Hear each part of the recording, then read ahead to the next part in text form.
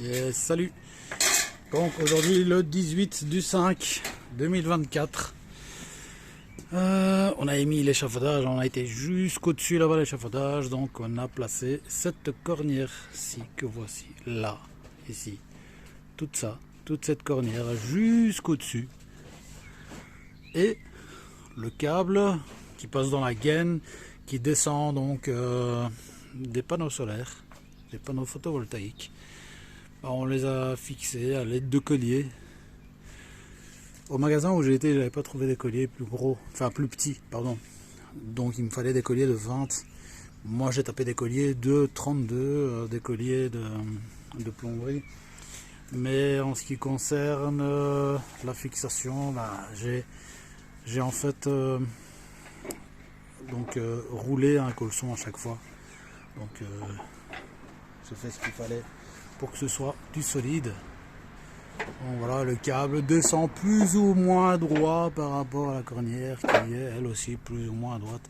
Bon, elle est fixée un peu n'importe comment, mais ça, je préfère que ce soit un travail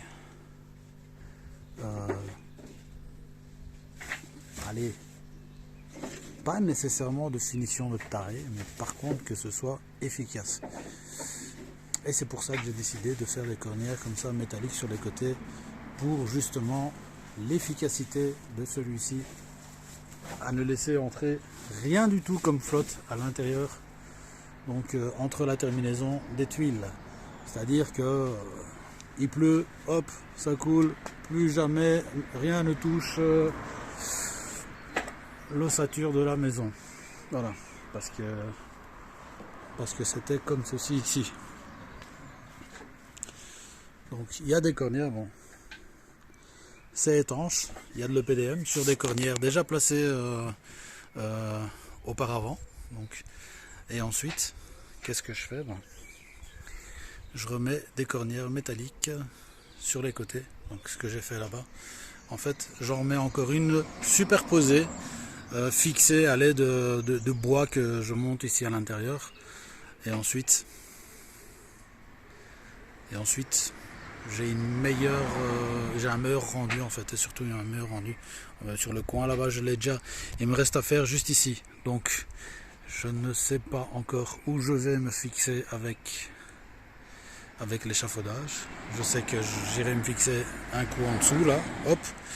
Mais pour la suite, pour le dessus, je sais pas où j'irai me fixer.